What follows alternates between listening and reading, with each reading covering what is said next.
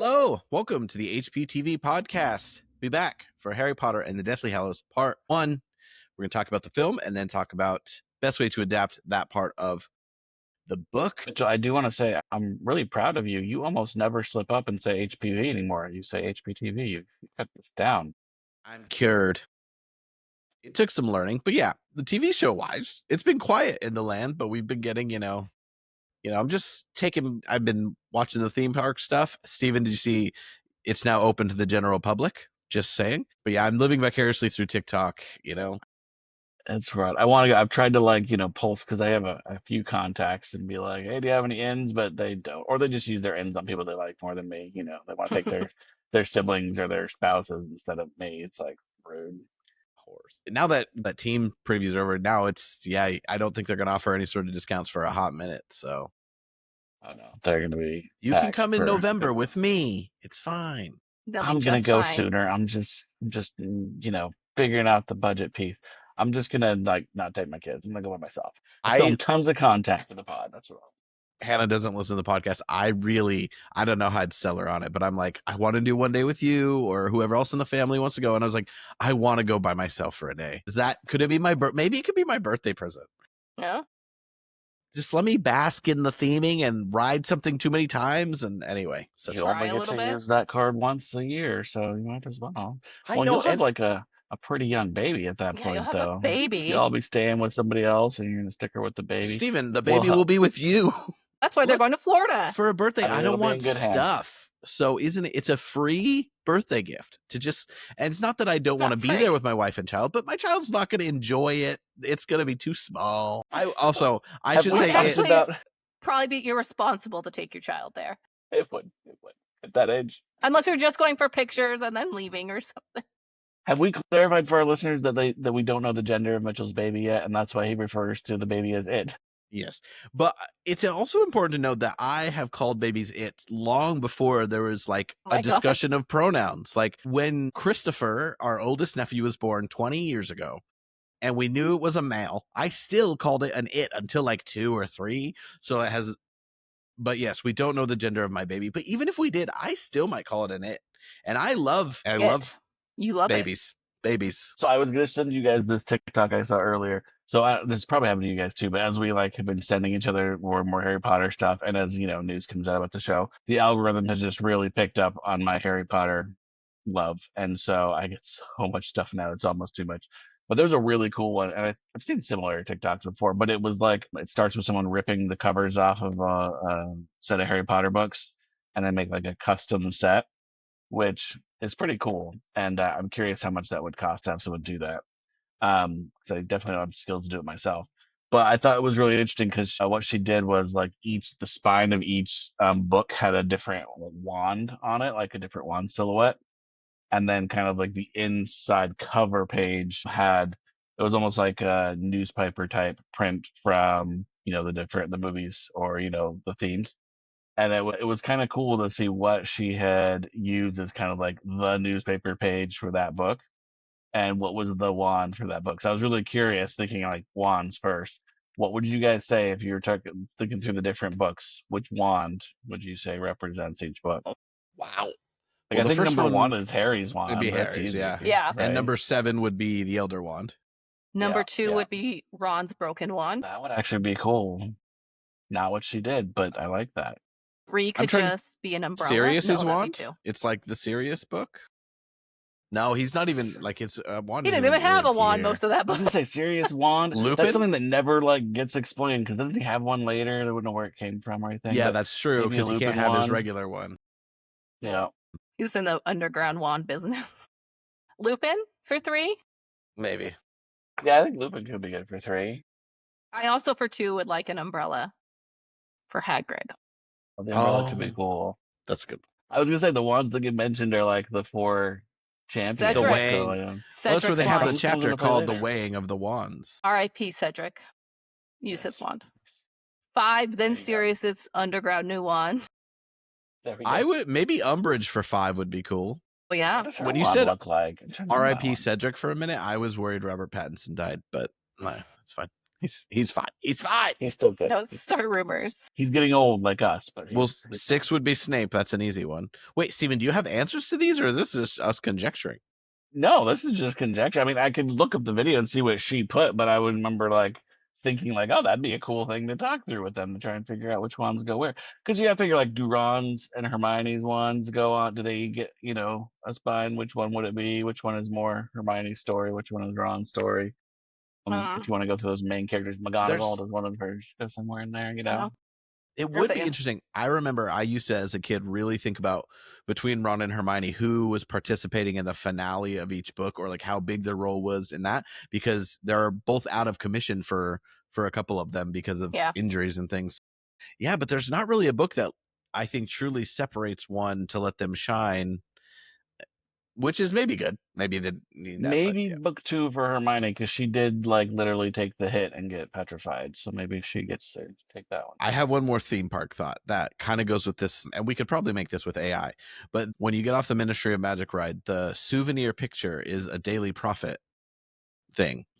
And now you can't be moving in it, which also seems a bit lame, but it is a clever idea for how to do like the after ride photo. So I think for the podcast, we all have to go ride that ride together, and that can be our cover photo. Let's go right now. You pay. Buy some plane tickets. Get your butts over here. I fly you by. If only. Well, that reminds me of the Holes song, and also they're remaking Holes with a girls' camp. I know. Really? I love Holes. Holes is a good book. Is it like the same story, or is it supposed to be like a best adaptation of a book? It's a great adaptation of a book. Good book on its own. The story is going to be, they are going to be digging holes for a mysterious reason for an evil warden, but I don't think that they're keeping the full like backstory, the Yale Nance plot. But I think there is still a very much like an unlucky kid who's wrongfully there. Like, so it's going to be, which I think with these new reboots, if you're going to just gender swap them to make them different, I think you can take the concept and then you don't need to keep the rest. You go with it. Like, I don't know. I never saw the Ghostbusters that was gender swap, but I saw Ocean's 8 and I liked it, but it was missing something about that magic. Yeah. Anyway, I digress. It's just hard to capture. I mean, I don't love how they do that. If you want to give girls more roles and make more female-driven movies, give them their own movie. I think it's even more disrespectful. Like, you can redo these male, whatever. But I actually did like the female Ghostbusters. I feel like it's a completely different vibe. I think it's way more silly, but it's fine. I think it's probably the way to go. Yeah, like, give it a different feeling. But I think it's been like none of them have broken through, even when they've been good movies. Like, there is, if they do Pirates of the Caribbean again, but with Margot Robbie, like, it's probably going to be really good. But that has to be quirky in its own way, separate from Jack Sparrow's. They've done too many, no matter what. Yeah, we're good on Pirates. So my oldest, she reads like it's her job. Like she's been going through books this thick, like one a day for some time. I don't know what we're gonna do over the summer because the library is almost out of books for that girl. But like there is no shortage of like stories about like girl focused stories that have casts that are primarily girls. Like I kind of wish they would do that instead of like take something and try and I wouldn't say distort it, but like change it in order to fit like a female cast. I don't know. I'm open to it. I'll watch it, but I'm really curious to see if they can pull it off. But I'll try anything once. So let's get on to the film, the season of television, the conclusion of our epic tale, the Harry Potter and the Deathly Hallows. Part 2. What are your general thoughts on this film? Where does it sit in your pantheon of Potter films? Okay, this was, again, hard for me. Every time I watch the movie, I'm like, oh, man, 90, not even 90, okay, maybe 75 to 85% of this movie is so good. Like, I really like it. It doesn't feel like the book to me necessarily, but they hit a lot of beats from the book. I think it's a better adaptation than a lot of the movies in some ways. But man, they screw up the ending so bad that it pisses me off. And part of that is like, again, paying for the sins of past movies where they didn't like plant people or you don't feel for people. But I really like the beginning. I have this at 3.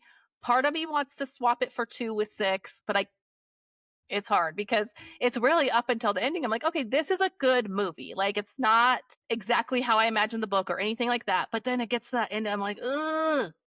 So I don't know. I guess if I was looking more at adaptation wise, it would be 2, But like an overall good movie that doesn't piss me off at the end, it would be 3 because it does piss me off at the end. So that's my not answer.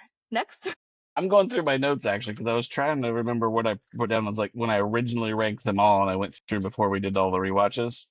But yeah, Can't find it. I'm curious to know if those have changed or how much. It's still pretty close, but I gotta find the right page, and I'm not gonna do it right now. But maybe next episode I can share. We can maybe all go through our original rankings versus eventual outcome. But no, I would say similar. I'd say this one is probably 2 or 3, but not with book 6 being adjacent. We know that book 6 is at the very end for me. Honestly, I think it's for me. I think it might be 7, 8, and then 1, but 1 might make its way above 8. And I know that that's not necessarily because of the its merits as a film, but a big chunk of that is the nostalgia piece. I'm giving that a lot of points for like this was the first movie and bring us into the world and everything.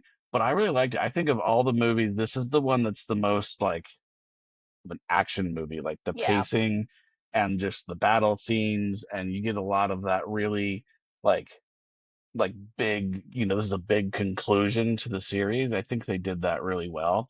And so there is this factor of just like, whoa, like this is epic, this is cool. It's the first time we really get to see like the Voldemort's army, like how many people he really has on his side. That's something even in the books, it's always kind of hard to imagine. Like you read through the books and she names these Death Eaters and it seems like there's maybe a dozen of them or something, or maybe 20. But then when you get to the, the Battle of Hogwarts, a little makes disproportionate. how many people show up from the Order that it's like, bam, here's a whole country. Well, and that's what I mean. Yeah, it's the movie makes it feels bigger. You got more people on both sides, but it kind of in the books it almost feels like contained to like these 2 groups of people in the castle and stuff. And I know other people come, but you only get however many named Death Eaters, and so it doesn't seem as big. But the movie really accomplishes that well, and so you can kind of see the forces, rushing toward each other and clashing and everything. And just some really cool visual effects, some really cool like man magic is awesome moments, like when McGonagall puts the shield around the castle and stuff. Like those are some fun magical moments. So I think it's up there for sure. I think it's a really good conclusion. I just think that part 1 beats it on some really key pieces. I don't believe in ranking things coming from the world. But I'm thinking of this as, so in gymnastics, there's a difficulty score and then there's an execution score, okay?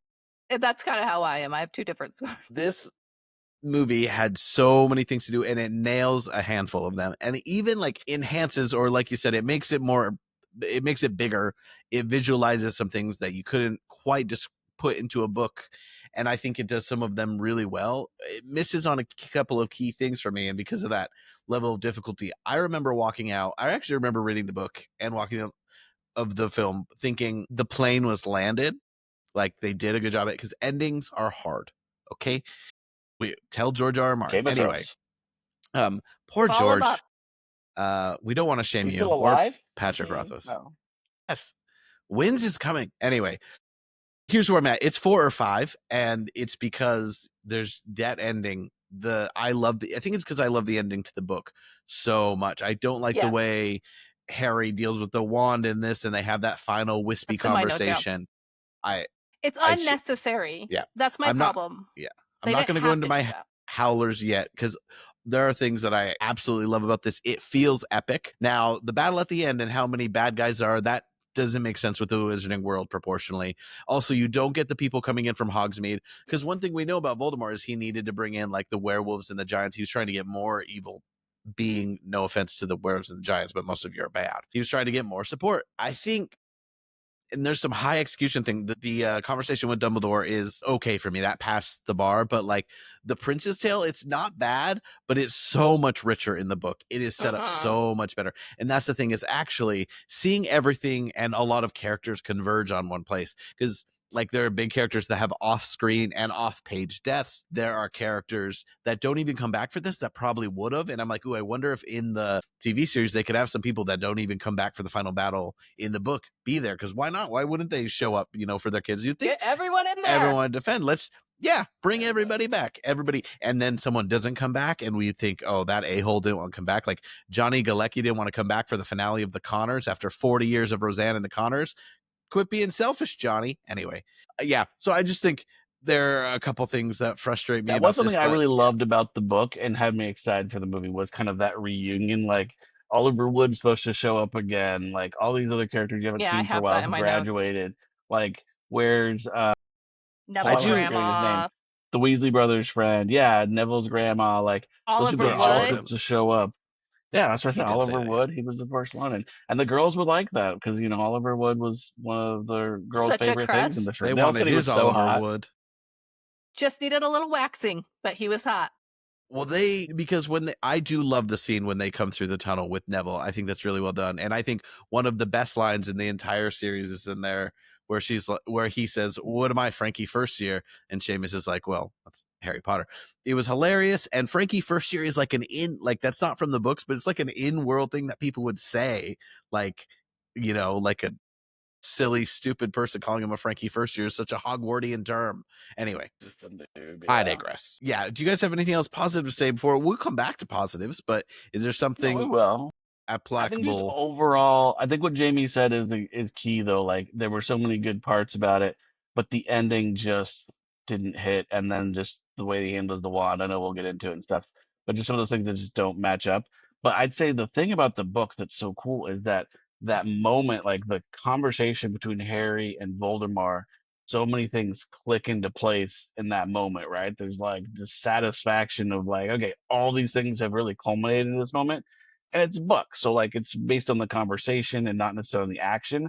But because we're missing some of those backstories to Dumbledore's family, we don't understand, the Hallows to the degree that we should. We don't understand everything with the Horcruxes and how the Horcruxes are like there's one for each house at school, and that ties into Voldemort's like attachment to the school and Harry's attachment to the school. Like all of those things come clashing together and results in like this moment where boom. And I get that that's hard to show visually, but it's just like I wish that they could do more to get that part of the story to all click together. The flaw in the plan to work in Harry's favor and everything, all at that last second. And so flying all over the courtyard, I mean, it's kind of cool, I guess. I get it. It just No. it doesn't. It's a Terrible. fail. I think overall it's like a good action-packed movie. I get why it's a lot of people's favorites who are movie fans. But I will say, like, I had my friends watch all the movies for my other podcast. And in this one, I spent the second half of this movie explaining so many things to them, like, why is Dumbledore's hand black? Why, like all these things that like they quickly kind of try to explain. They're bigger things in the book, so you have to like expand on it. But if I just sat and watched this movie and didn't know the backstory, but there's a lot of cool like battle magic, and I get why people like it. It's a good action-packed movie, which we get in pieces in Harry Potter, but not a ton of. It's true. It's true. Well, I think that leads us right into the Howler because we're kind of already talking about it. What are other things like what's the worst change? What do you think is the thing that really screwed up? When I say I'm mad about the ending, I can't emphasize enough how stupid it is that I they know. fly I around concur. and their faces like combine. Like I get why it was chosen, and I see how people could think it's not crap, but it's crap. And I want the conversation where, a lot of those things click into place, but also just the idea that everyone else stops. Also, there's these other small fights going on, right? Bellatrix versus 3 young girls. Like, I know they're separating by gender and stuff, but then Molly comes in. Like, I'm so glad they kept that moment. That worked really well, but it made me quite annoyed that they did not end up in the Great Hall, even if they had moved it to the courtyard and everybody had just stopped, and the way that Harry breaks through the magic and then they talk, but they duel and they're circling each other. That showdown moment did not need to turn into something so kinetic because there's plenty of other action. This movie starts with an action set piece at Gringotts, and then there's battle moments, and we pause for Dumbledore, we pause for the Princess Tale, we pause for Harry walking through the forest, which does make me emotional, which is Me too. a pro for the film. But then you kind of ended, you didn't need to end with a bang. You could have invented another fight that could have given more of that action. And the movie, I will say, it's not crazy long. And I think part of the reason some of it works is just because they made it 2 movies out of Final Book. Yeah. I have some Well, other I can negatives, almost but see- that's Wait. my howling. Can I add to that one? Because I'm going to Yeah. talk about that one as well. Do it. Yeah, Harry explained so much, which Stephen talked about, and more explanation about like the Elder Wand's loyalty, which I think is weird even in the book. I don't buy that because Harry disarmed Draco, but whatever. He pulled it out of his... So silly. But such a big part of that. For one, I always say that movie, and when I first saw it, I'm like, Harry Potter could have just gone and lied. No one saw him kill Voldemort. It's just them two. No one saw anything. That's but one of my notes too. Yeah. A big part of Voldemort dying is that, like, Harry's been taking out these Horcruxes one by one. I mean, as a group, and then the snake, which is killed a little bit before this in the book, is like the last straw. And Voldemort dies as just like a weak human, basically. And that's such a big part of Flops over. Voldemort's death. It's like he's done everything to cling on to life, everything to cling on to power, and Harry's slowly demolished that. So, like, it's not like the death is anticlimactic in the book. It's just built up to so long that it's kind of less than in the movie, but you don't need it to be crazy, and you don't need them Well, grabbing it's each other's almost faces. like the climax, like the buildup is like, okay, eliminating Bellatrix as an obstacle, like all these other things happening in the battle, and then Harry revealing like all of your protections are gone. Like that moment where we realize that Voldemort is like not just Alone. vulnerable, but like he's basically done for. Like that's the climax. It doesn't have to be like. I mean, I think all the fighting stuff can lead up to that. But a really important part of what you said is that there's been so much lying going on and like disinformation that I think one of the key things of this happening in the Great Hall with like tons of people watching is like it's a spectacle, and there's so many witnesses of the way it goes down, of like Harry tearing Voldemort apart, revealing all of his lies and his deceptions, Yes. and then killing him. And because otherwise the Death Eaters could leave from there and make up some story. No, it happened this way, right? And if they die off in a canyon or whatever that thing is, where they are in the giant ravine, that's where it all goes down. Like there's no witnesses to that. So how do they know how of them actually died, or did he die, or did he escape again as a spirit? And so, or part of the last part of his soul or whatever. But yeah, so it has to be in front of a bunch of people in order for it to like stick and for it to remain valid and for the wizarding world to then coalesce again and become Who's going to write one about it in the society. history books if Hermione didn't see it? Sorry, Mitchell, you can go on with your howlers. I just had to add to that so we weren't going back. I have very minor things. They're still rushing some random dialogue. Bothers me. Griphook does it once, and I'm like, oh, shut up. Then Harry, knowing that she's like not letting the Harry and Ravenclaw stuff kind of play out how it had in the books. Yes. That felt stupid to me. And also the Carrows, I think something that they could, I know this is for later in the episode, but get over it. They could expand upon we could check in at Hogwarts a bit more. And I think having the Carrows kind of be this new face in the last season, this weird brother-sister combination, and then getting to see them kind of their downfall at the end, because they're really just these two random lieutenants. And I love, like I said, I love how the movie feels epic, and you had like Snape standing over the courtyard, and it feels this military feeling, and they kind of look like these evil henchmen. I'm like, ooh, they would be fun to get some story with. But yeah, I want the whole sequence of Harry running into McGonagall and everything, and get that and the way that connects to Rowena Ravenclaw and all that, I think, and explains the Bloody Baron, who has never been mentioned. Whereas if he's something that looms over those first two or even if he kind of looms and then he doesn't really show up, if he's in those first couple and then we get that callback, it'll play out really well. So those are just some little, there are a few things that play out, but those are the PV ones. My biggest complaints are around all the deaths. I think we talked about this last time, but the deaths that don't really hit because we don't know the characters that well.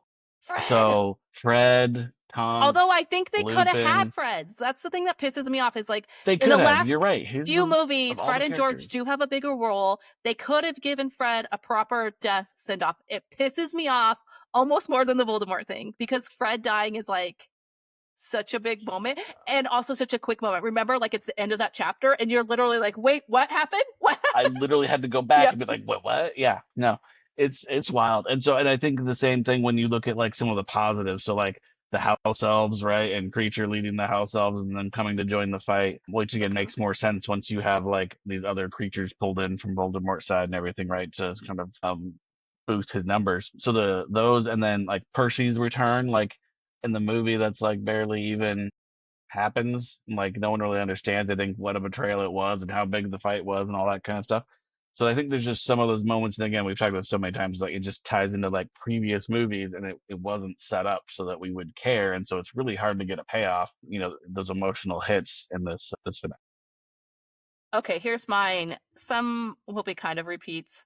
I have later on in the section for things that they should do in the TV show, and so this is kind of relates to that, which is a lot of like, again, things that should have been introduced before, but Aberforth needed to be the guy from the Hogshead. Like it just, Yeah, that's being not out of the blue, mentioned. yeah. It's so confusing. He does not look like Dumbledore. Just because he has a long beard, they're like, oh, I thought that was like, no, they don't have the same eyes or nothing. All those white people look the same, Jamie. Come on. In England, yes. Just kidding. Okay, the polyjuice potion. This is the first time it really bothers me that it does not change the voice with Hermione being Bellatrix. I But think she is so good. she's so good in that scene. Helen That is a Bonham really great Carter choice. does such a good job playing Emma Watson. It's so good. But it just, I don't know. For me in the book, it almost seems like it takes the goblins a little bit longer to figure it out. In this, it's like Hermione didn't even like study Bellatrix or try. She's just like, hi, like, I want to get my bolt. Okay, then I have Fred. I have a long thing on Fred, but I already went off about that. After the battle, Mitchell touched on this, the Elder Wand. This pisses me off. First, repair your wand. It's such a big thing that Harry's wand is broken. It's like he's so sad about it in the books. He Well, doesn't it's such even an like important piece of bother. him, right? Yes, and he doesn't have his little sack with him with his wand in it. But repair the wand. Just be like, Hermione, my wand, so I can repair it. And then he just does it. In the book, although I do think maybe it's better to destroy it, but in the book he puts it back with Dumbledore where it like belongs, so that it kind of like dies with Dumbledore. I do wonder if like someone else one day broke into Dumbledore's tomb and took it, like how that works, but I don't know. Harry says it dies. I don't know. He Well, knows here's the wand piece on magic. that, because this is what we know about it, right? Because Harry disarmed Malfoy with a different wand, Yes. right? He took a different wand.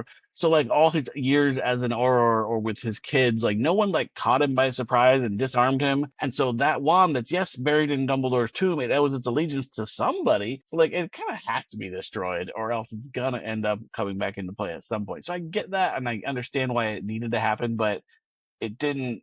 Yeah, with him not fixing his own wand first and stuff, he ends the story wandless, and No, he has he Draco's wand just without explanation. Well, forever. who would He's a want to use Malfoy. Draco's wand? It's loyal to him now. Pansy Parkinson? Okay, and then there's the pause, and they're like, all the bodies are there, and everyone's crying, and that's the one Fred moment we get, which is like just kind of a walk-through quick thing. And then Tonks and Lupin are just laying there, and we don't even care about them anymore. I don't even really remember them mentioning that they have a child. It must have been a quick thing. And then when Harry finally defeats Voldemort and just walks back in by himself after doing that by himself with no one watching, everyone's just happy, and Slughorn's like, Harry, and like, They're like, what happened? You came back? Is he you would dead? think people would still No be explanation. mourning and crying and upset. Like, it's just like, it's fine now. Like, I'm sure it's like people would be torn, but I did not like that. Lavender dies, doesn't she? Like, Yes, it's pretty clear It's she's over I her don't- body, whereas but in does the she book it's die, up in the air. or is she? In I the think she's- book, in the in movie, the book it's more up in the clear, air. right? In the movie she's dead. Yes. I don't think she needs to die. She but might I just want, be a werewolf, yeah. I think, in the book. That's how I always took it. I'm like, maybe Maybe. she's a werewolf. That would There's be like cool. 55 people that died, so you got to She get could those have a numbers spin-off. somewhere. A Lavender Brown, Hell at the Moon spinoff. And then my last thing was Neville killing Nagini later than when he pulls out the sword, and Neville's head's supposed to be like on fire, but I know we don't need all that.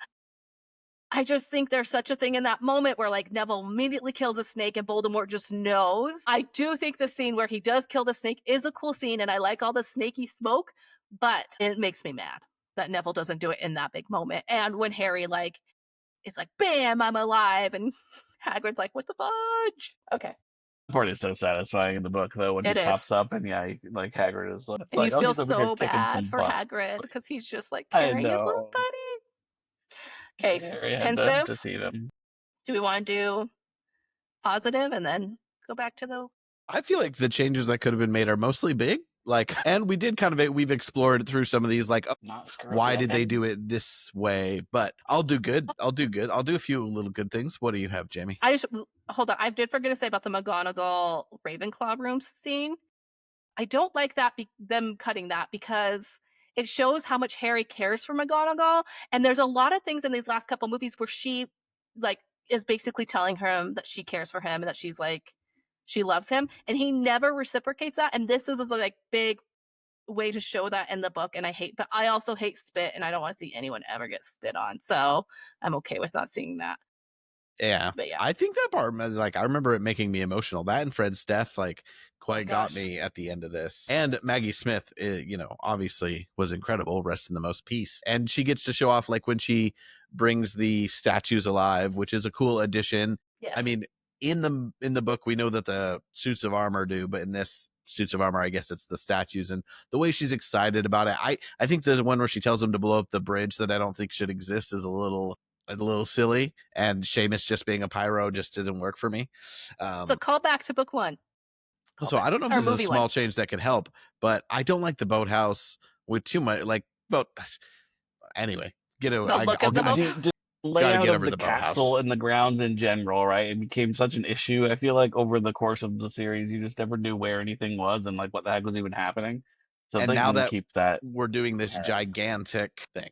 But anyway, good stuff. Obviously, Maggie Smith did wonderful. I feel like we've pointed out just the feeling of it felt like a big action blockbuster without, I didn't like how many evil wizards there were, just because like even if people were jumping on that bandwagon and all the scum, like, and people were coming from Europe, it still felt a little wonky. I like the way Rupert Grint is chewing while Aberforth is rambling. That's one of my positives. Maggie Smith was a big one.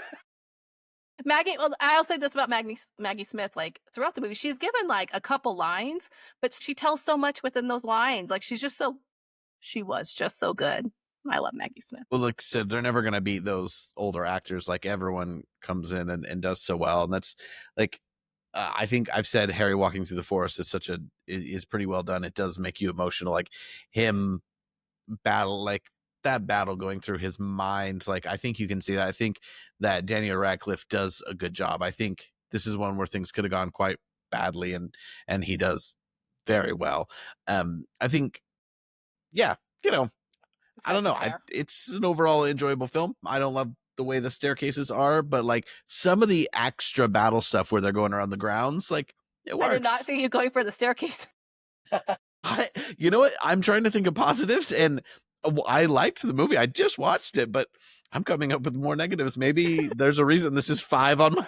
I'll give you my positives before I give any more negatives. You guys go positives. I like the tone of the opening scene, and someone talked about that Snape standing there. I do like that. I love, you guys know I love a shot of the Dementors. It's a classic framing, but it's so good. I love the line, "How dare you stand where he stood," and the way it's delivered. I love everyone kind of protecting Harry when they're like, "He's right here," which happens in the bookish. Fred and George, when they're getting ready, I do like the scenes of everyone prepping for the battle. Again, I wish I knew all these people a little bit more, but the Fred and George one just makes me bawl because like I already knew it was going to be happening. Looking at each other and yes, and there's just like this understanding that they know, like for the first time, this is actually probably like. Where's dangerous. like the Tonks and Lupin underserved romance where they reach hands for each other, and I'm like, take a step. You guys have a minute sad. to take a step. I like the cool battle magic. Kingsley like slurping up that guy or whatever he does and like pushing him out. I wanted more of that. I thought that was cool. And like the way Bellatrix dies when she's like sucked up or something. I love the callbacks to the trolls, to the pixies, to the spiders. I love how they show all that because that is in the book. But it's just cool to see, I think, even from moviegoers, like hitting things from all the past movies and books. I actually prefer Harry stabbing the diadem, which they do in the movie and not in the book, because I think that would have been really confusing for people to be like, wait, that fire can just destroy, because they don't explain the fire and what type of fire it is and all that. And they don't have time to explain it. So I like that he just stabs it. Okay. I do not like the walk to the forest in that Harry's supposed to just decide to do it alone. He's supposed to be under the cloak, but I do love the moment where when he talks to Hermione, what's not supposed to happen. And she says, "I'll go with you." I cry every time. I'm crying a little bit right now because it's so sweet. Just like sums up their friendship relationship in such a sweet way. Because it's like, moment. It's just like, she's like, "I'll go with you. I'll die with you." And Ron does kind of awkwardly stand there. And then I'm really glad they kept the "not my daughter, you bitch." Is this true? I have a memory of them going back and filming that because they didn't originally film it. Am I just making that up? Or was this that a rumor that like they screened it and that wasn't in it and people demanded that was in it or something? I'll do some research. Because I have a vague remember of that. Okay. Anyway, those are my positives. I have more things that could be changed after Stephen goes. I mean, I think my positive, I talked about a lot of it at the beginning, right? They made it a big action movie. I thought the pacing was good. It moved along really quick, right? Once you're into Gringotts and like everything just kind of flows. You get like just enough pauses to catch your breath. But then it's boom, boom, boom, and so that's, I think it worked really well as a culmination, as a final film. But I think I hit most of the things I liked. There's a lot of good things. The score was good. I enjoyed the the action sequences and stuff. I do think that there's room for them because we were talking about just having so many bad guys, right? I do think that there's room for them to explain a little bit more around like the disinformation campaign that Voldemort's been doing, because I think it's really interesting, this idea of, right, is like a lot of those people, they might think they're on the right side and fighting, but then it's because they've been fed bad information. I think that there's a little bit more for like the wizarding world being divided over this, and not Voldemort and his 50 people trying to take over everything. 5 million people. I mean, yeah. Well, that's what I mean, is like the concrete numbers of people we know about. There's probably like 50, but in the movie, yeah, it looks like you've got thousands swarming the castle and stuff. It's not quite accurate. So not a lot of points for accuracy, but I think a lot of points for just being. I do like that scene with Neville on the bridge, and he's like taunting them, and then has to run. Although I hate the explode and then the person barely held on in movies. That trope. It's like, you would all die. Just have to make it over. Well, and that's one scene too. I think there's a lot of really cool cinematic moments, right? Where you Yes. get like the castle, and you get like a lot of that's done really well with the cinematography, and just like it's very epic looking. The other thing that you guys had mentioned, one of them, is just all the different things that they were able to add. Like, this always annoys me that there's things that they left out, but there are things like all of the suits of armor and stuff like that, right? There's these other things added in. Oh, Seamus and his need to blow things up, or his gift for blowing things up, right? Being left, because that's a movie thing. That's not in the books. And so it's funny that kind of got pulled forward, and they used that again later and everything. So I like that they added some of those like nuances and things to give to build out the world a little. And why didn't you do that throughout? Just kidding. Okay, some of my easy changes, some probably aren't very easy, but I think I hate how in movies they keep them pretty. Like, they all should have been burned to bits from the vault. They were supposed to be burnt, like Katniss Everdeen and Catching Fire. She's supposed to be on fire, but they have to keep them pretty. I already said the McGonagall thing. In the last movie, it was Daniel Radcliffe's makeup. In this one, it's Snape. Why so much eyeshadow? It bothered me the moment I started watching this movie when it first was in theater. Like, he is apparent, like, purplish dark eyeshadow, and I'm like, okay, people. I don't know if it's because they, like, color correct in some weird way or something, but it makes the makeup very obvious. Not to criticize the makeup people. And then there's a couple lines that really bother me. Luna says something like at Shell Cottage is about the, what do you call those things? The wind chimes, about how they keep evil away. I'm like, we don't need that line. And then one of my biggest pet peeves of all time from these movies is when Snape says, "Look at me," and then he says, "You have your mother's eyes." He should, just like in the book, say, "Look at me," because we've been hearing from everyone that Harry has his mom's eyes. And then you might not connect it then, but then you'll connect it in a few more minutes when you see the whole background of them. And I just think that's like such a good moment where like that clicks for you when you read the book and you're like, oh my gosh, oh, Mitchell left. That's why he had him look at him, is because he wanted to see Lily's eyes as he was dying. When you can even pull back to that moment, right, is you can finish that memory of Snape's with him staring into Lily's eyes, and then cut from that to him staring into Harry's eyes is kind of a quick throwback, right? There's really cool ways to just connect those things that I think would hit home emotionally. And it's also like, this is the only reason I saved you. It's because you have your mother's eye, but you're going to name your kid after me. No other reason. I guess we'll wait for Mitchell. Mitchell, come back. Come back. I was just looking up because I was trying to remember where Harry gets like the really bad haircut from Hermione. I was trying to remember, does he keep the haircut all the way through the end of the last movie? The haircut, I mean, even before she gives the haircut, I think his hair is horrible. No, it was already bad, but then when she cuts it, it gets so much worse. Apparently once you leave Hogwarts, no matter what, you get a 40-year-old man's haircut. Like, his hair bothers me. He just looks so old. Where it's like in 5, he has like that short hair, and it's actually like, oh, is Daniel Radcliffe attractive? And then you get here, and you're like, oh my gosh. Never mind. There, yeah. Hello. There he is. Can you see me? Can you hear me? Did you guys have any other little changes? Or easy changes? I was going to say, I think one is, and I think this could even be kind of like maybe a cool bottle episode, is planning the heist. Like, I get that from the time they go off to Gringotts, like, they're off to the races, right, and the pacing changes. But, like, I think there could be some really cool stuff there around understanding the Horcruxes and the Hallows, right, as they're working through that stuff post burying Dobby. And then, like, planning all that out. Because in the books, I mean, I don't know that it specifically lays it out, but it's like a week or more that they're there, like, working with Grip Hook, trying to get everything and decide exactly how they're going to do all this. And in the movie, it's just like the next day or something, right? That they're leaving, it feels like it happens so fast. So I think there's a lot of potential for like some character development and some, people to understand like, hey, there's a plan here. They're not just running into this, because that's the big difference, is that they learn from the ministry, right? That they had a plan that they missed a lot of really key things. So they're able to do the Gringotts plan better.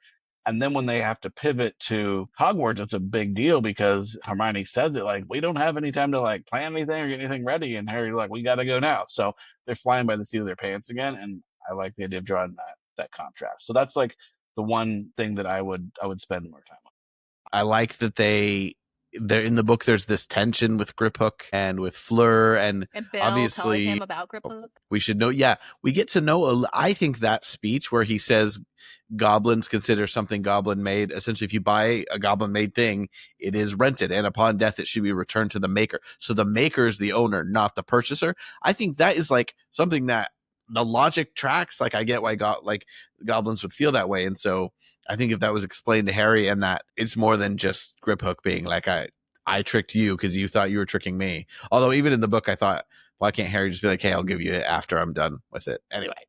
I know. That's my thing. I always say, it's like, okay, or just when that moment when they're in the vault, be like, hey, I'll just stab this with that sword and then you're out of here, buddy. Just stab stab it and go. Stab and go. But they did need it for, they thought they had more. They thought they needed it for more. Which, and then they had to, kill Griphook, and they killed Bagrod. Is that the other goblin's name?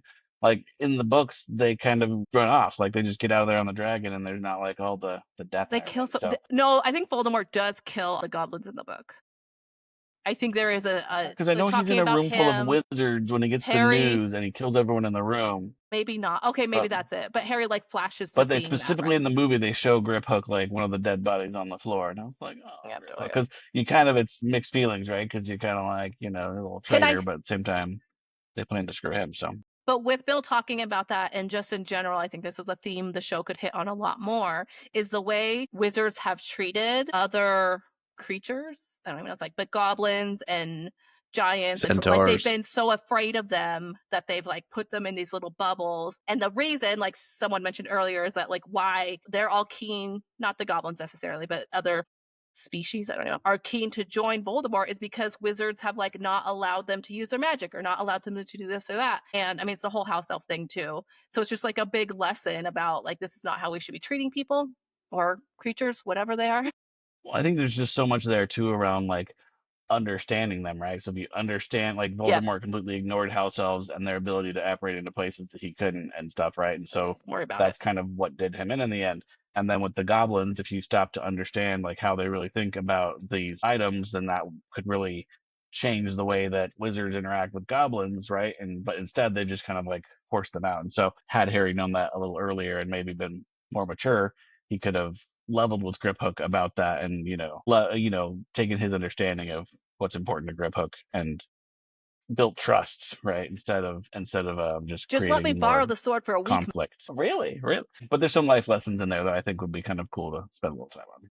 I think that this movie, it actually reminds me of Goblet of Fire in that there are so many events and sequences that could be their own episode. Like, each task could be an episode. Whereas here, planning and that building that, if we're coming off the high of a mid-season finale of the Malfoys and then kind of coming back down to earth at Shell Cottage and then going into the Ministry being a full episode of them, like, we should be so fearful for them getting caught.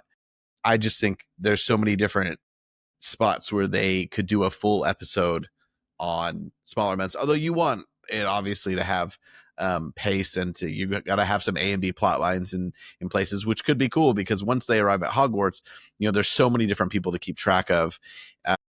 So I just think, those were pretty well done in the movie for the most part, but the way that they could be followed and segmented out.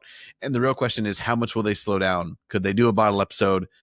Essentially, it makes me think of a 2-man play if they just did Harry and Dumbledore in Gringotts for a whole. Could they keep it gripping, and would the performer of Harry be good enough? John Lithgow would, I'm sure, to really keep us on the edge of our seats for even if it's only like a 40 minutes episode. What did you think I said? King's Cross? No, King's Cross. I heard Gringotts. You said Gringotts. And I was like, wait, when's Dumbledore and Harry in Gringotts? Like, I'm thinking back to book one. I'm like, well, that's Hagrid. Don't go changing that kind of stuff, Mitchell. Come on. It's supposed to be faithful. It's like, I want it to be Gringotts and not King's Cross. Let's start this over. I think King's Cross, the train station dream after death-ish between Bardo sequence of Harry and Dumbledore could be a bottle episode, but it would take a lot of work to be just a two-hander where they're literally sitting on that bench and talking. It'd have to like kind of feel like a play. They'd have to go through those emotions, but also like tell story. Like anyway, I think I'm just it's saying half an episode. I just think once you It could pick be a up that shorter pace, one. You know, they have like sometimes there's like a 35-minute Yeah. episode, and all the That's others are true. 50. Like, there could be something like Same with The Prince's Tale. That's but the also, penultimate the episode. question is, does that, if this is a week-to-week series, does that take away too much of the momentum for the finale and the action when a lot of this is otherwise going to be so eventized? Because they could also just try and squeeze everything that happens in this movie into 4 episodes. Technically, that would still be double the runtime if they did hour-long episodes. But I really think it easily could be 6 because, yeah, everything just Gringotts and before that's its own. Getting to Hogwarts should be another one. And then those different parts of the battle and the different ways that it paces and slows down. And then the ending, like we got to give it time. The other question is, are they going to do the epilogue as part of this? Are they going to tease Cursed Child? They have to. If this does Harry well, lying to his kid are going to tease that. if this does well, you know they're going to do a Cursed Child sequel series. No matter what. Until you actually unless you're in Slytherin. Slytherin. No, he says it doesn't matter where you go. I missed the end of the movie discussion because I was having internet problems. I have 2 things to run by you guys. One is, this is maybe something that needs to be expanded upon for the series for me to invest in it, is Ron and Hermione's kiss. Where it happens, how it hasn't. Were you into it? Were you like, yes, these people are in love? Because it didn't seem like it to me. And 2 is the dome, job. the visualize the protection of Hogwarts with the dome, which I think, was not explicitly said in the book. So anyway, if you guys have any thoughts on those 2 things, and then you can finish up your Marauders mapping. I think there's so many hints about Ron and Hermione, really from book 3 on. Yeah. I think it's a great payoff. Even in the But the book, way they actually come together and get to hots for each other and like, oh, really go for it. I think there's a lot of tension there. But I agree with Book Harry when he's like, right now, this is when we're deciding to do this. Like, it's like, come on. That would have been a great line to have. Like, come on, people, we've got other right things after a Horcrux murdering. And then what was your say? Oh, I like the dome thing. I think it adds to the cool magic, and like that shot of like when they're staring out and they're all like the 5 million people that Voldemort all of a sudden has are all when it starts to break down and like it's like flanking and falling. Cool. Like, that was a really cool visual just to kind of get like, okay, the protection is coming down, right? They're about to get in, and it's about to happen. With it's a very Voldemort's bonus henchmen, these junior Death Eaters of sorts, because you kind of have one that gets a lot of the screen time in the lines, and Fenrir Greyback is like the muscle for him, whereas normally he'd be the muscle for the Death Eaters, but it's like a big deal that he's not a full Death Eater. And like, I'd like them to have 2 or 3 maybe. I guess you have the Carrows too, so it's a lot, but this season could almost have like, there's this new undercurrent of underworld happening because Voldemort's in power, and you could like, you could make them a little bit more 3-dimensional, give 2 or 3 of them names, and Fenrir have a little bit more about his place in the world. The new order of things is an interesting one too. I think maybe I'm just, I don't know, kind of interested in that kind of stuff. But you think about, in the new world where Voldemort, if he were to win, right, it's you kind of have like the purebloods, you got the half-bloods, you've got the, the quarter bloods. What is Umbridge column? The quarter bloods. We're quarter a lot of different things. No, but what is 4? What is Umbridge column? She calls the centaurs. She calls them half-breeds, Steve. She calls them half-breeds. That's the word I was looking for. Anyway, and so then you have like these actual creatures, right? And so it's interesting that they're all kind of unified, but they're not able to see that, like, hey, if this group actually wins, like, you're gonna go back to being stepped on, and someone else is just gonna put you in your like place. Greyback. It's kind of like, worse. What's he actually gonna get by supporting them and stuff, other than maybe some jail time because they lose. Voldemort's going to be probably better in some ways for some of these, like, the Dementors, they're going to be able to run rapid.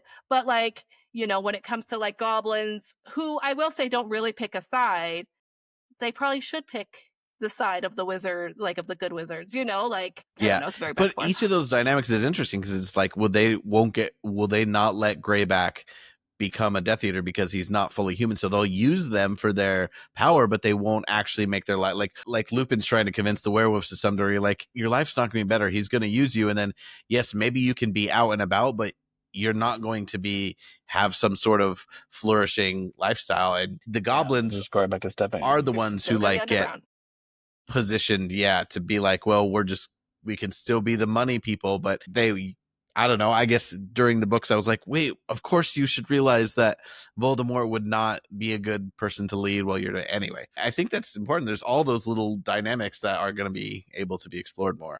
It makes me wonder, like, the Dementors, we never really get a full sense of like how, I don't know, how cognizant they are, right? Like, how capable are they of like rationalizing and understanding? Because even if Voldemort's going to let them loose on, all the people who are against him, like, when those people run out and now you've got like more Dementors because they keep reproducing because they're feeding so much, then they're going to come for Voldemort's supporters and he's going to have to go and do something again, So it's just interesting, like, thinking about the next step. And I don't know that that's fleshed out or can be, because otherwise the story which is, that's hinted at in the books, and that's a cool thing they could do with the series if they wanted to, is flesh more of that out. Spend a little time there. And what about the mermaids? Yeah, they just have their those little ugly lake. Mofos. I feel like they could have easily poisoned the lake and just killed all, but the mermaids couldn't really do much to help either. Yeah, the mermaid's able to come out of the water and fight them on land. They come out for the funeral, or at least stick their heads out. Yeah, that's true. Funeral that's not there. Yeah, you need that funeral. Anything We else want to be all expanded? the funerals. Well, how many episodes? I think we've talked about this. It should just be as many episodes as we possibly can. I'm thinking through like just like the different pieces, right? When you were talking about the set pieces before and like the sequences. So I think like the beginning of the movie, maybe up through the wedding, could be an episode, or up to the wedding, and then you have the. I want to see that at snitch the very take. least. Oh yeah, the floating snitch cake, that would be cool. Yeah.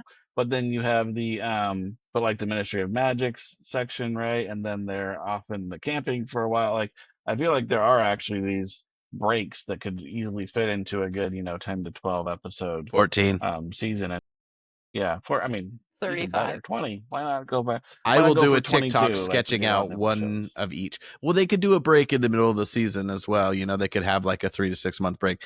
That way you let the VFX team catch up and everything. But I think Golden Snitch wise for this, other than the cake itself, which is obviously critical, it's really about the ending and making sure that we care about these people beforehand and that we feel like we have a satisfactory ending to their story. And to some degree, we know the ending. So it's like, can you make sure that is emotionally satisfying, honors the book, but also, is really richly depicted visually?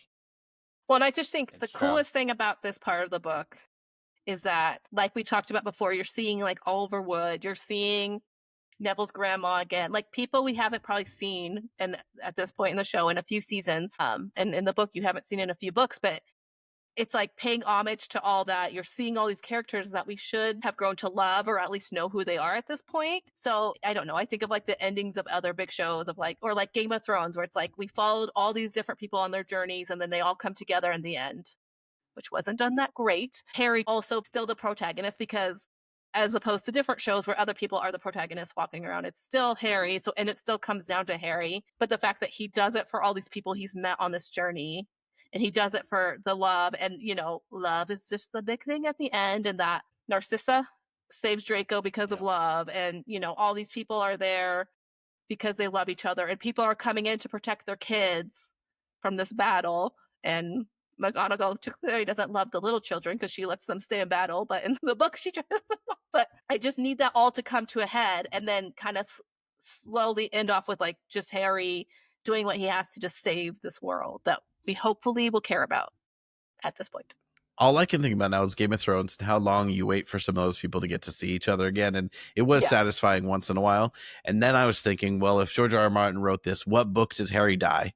And then if it's like Harry Potter and it's like people doing it in his honor. But like there was at George R. Martin's, you have these two great evils and you don't really know which one is. And I'm like, how would he go after one? He'd kill his protagonist and then still have a single target. Anyway, really not worth the tangent. Very different storytelling. Like yeah. He's doing multi-story. He's telling different stories within an overall world that is supposed to come together in the end. This is a story about one boy, and then the people that come Also, into his life. that's and not leave George's and ending. die. That's Benioff and Weiss, David Benioff and Weiss. Let's blame them for all of their horrible life decisions and be a little annoyed with them. I've not watched Three Body Problem in protest. I have a couple more quick thoughts that are not that important. One, this movie reminded me that the Green Gots roller coaster is lovely, but should actually have a massive roller coaster portion, should be much longer other than the cutscenes.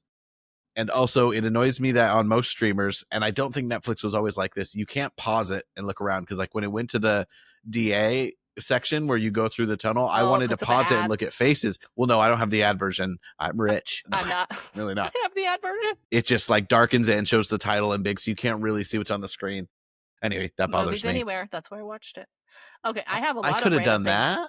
But can I say, speaking of, like, Universal, when they're walking through the tunnel from Aberforth, from the Hogshead to the Room of Requirement, I was like, this is the line for Hagrid's coaster. This is what it feels like. I hate that line. I feel like claustrophobic in that tunnel. Okay, my random things. I think it's cool when they destroy the Quidditch pitch. I think all these wizards in this whole world need to work on their aim. There's so many times, like when Neville's running, when the Snatchers are at them in the woods, no one can hit anyone. It's like, come on, guys. We need to have some aiming classes at Hogwarts. That's what I'm going to put. Stormtroopers. Draco Malfoy is way better at apparating than Harry and Ron. He just apparates immediately to where his friends are and grabs them. He just knows. Malfoy is back to needing some toner in his yellow hair. I love the line, if we die for them, Harry, I'm going to kill you. And then I do like Voldemort speaking in their heads and how they did that. I do think the second time it goes on a little long, but I get it. And I do think it's like cool how they filmed that. Kind of felt like the Shrieking Shack with all like the camera movement. I love the always. Oh, I would say this. The mom is that, okay, I don't think I finished really saying this, but like that Harry's last walk to the forest, like he's supposed to be under the cloak. He's only supposed to really run into Neville and talk to Neville. And again, Neville's such a big part of the story, but he's not in the story a ton. But the mom, Lily, kind of bugs me. Like, I like the way she delivers the line, but it just looks like she could give a flying F that her son's seeing her for the first time really ever because he was a baby when she died. She's just like so stone-faced. I think Gary Oldman gives such a better performance at that moment where I'm like, lady, be a little teary-eyed or like show some emotion. That is one of the things that bugged me. I actually like Gambon in the King's Cross scene, but I wish it was more like the book where he like reaches out to hug Harry and he's like, my boy, or whatever he says. Anyway, that's all. And then Harry's a liar at the end to his kid. You know what I also don't like is when Neville is randomly like, I need to tell Luna I have the hots for her. Yeah. And I'm someone who's like, yeah, ship all the kids. And I was like, oh, that's dumb. Don't just put your two underdog like characters together. Off, that's not how life works. Not everyone marries. There's only two left from someone that in high main school. 6. So I do like the Voldemort awkward Malfoy hug when he hugs. Oh yes, that is really fun. Yeah, apparently that was like somewhat improvised, and that's a really early take. Really? When he hugs him? Well, what a delight. I'm never watching these movies again. He says. I'm fully on the TV show train. Well, I don't. Come Christmas. I do usually jump into some of them randomly here and there. They're like a comfort thing, but I'll just find others. Happy Christmas, Harry. Well, GIFs and TikToks, though, anything under a minute doesn't count. But we're going to have a new Happy Christmas, Harry, okay, with some new kids. All right. Is that line in the book, though? They do it well. Even that first year, they could do a Christmas episode of, Yes, they can always do season Christmas. 1 or 2. British people love a Christmas episode. They get huge ratings. We need to find, because we've kind of said things that were good changes in the movie or things we really liked. I think we should come up with a list of things in the lines in the movie that are in the movie, but not the book, that need to be kept around. It may only be a handful, but I think there could be some good options. Pay homage. Things that we can kind of get a greatest hits list from our episodes so far of each of these movies. See what we really need to, the notes we want to send over to the showrunners. And this one, I'm so grateful they kept some of those big lines, like "Don't pity the dead, Harry, pity the living," like things like that, which almost kind of felt out of place. But I'm glad they kept those lines from the book. But just more like major things like that, like I'm just spitballing here, but I think we should do an award show for the movies. So we will do some traditional categories like best actor, best actress. We can do best movie, best action scene, best dialogue. I will come up with categories and we will do a final award show for the movies to say goodbye to them before the television program comes along. Forever. Goodbye. Wait, real quick though, do you guys realize that if everything goes to plan, and this series takes 10 years, then it's going to be 2037 when the Battle of Hogwarts actually happens on this TV series and the finale. Like, that is ridiculous. So just wanted to, if you don't feel old now, we will when we get to the end of it. That I don't even want to I don't want to say out loud because it'll make it too real how old I would be. And I'm the youngest. I'll be 51. I can say that. So. Gosh, you'll be 51. I mean, doing a Harry Potter podcast at 51. Now we were pretty bad. I will not let them shame me. I will do what I love. Dang it. Oh my gosh, my kids. Oh my gosh.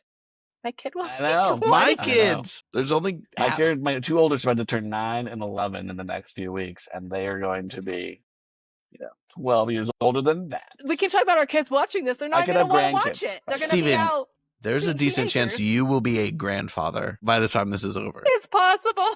It's possible. Julia would be 23. This ends in It'd be on the early side, but it wouldn't be far-fetched. It would be on the early, but it could be possible. If you send her to BYU. Anyway, next week, we're going to do one final quiz. It's going to mostly focus on 6 and 7, but we will have maybe some fun categories mixed in, but we'll try and make it efficient. I think we're going to stick with the whiteboard idea, and we'll just keep trying to improve the format. Right now, all three of us have a victory. If you do not think our questions are good enough, submit questions. Yeah, Tim. I will solicit the people for some questions, and we'll see if we can find some ways for audience participation. Speaking of participation with the HPTV podcast, hit us up on email at damn it.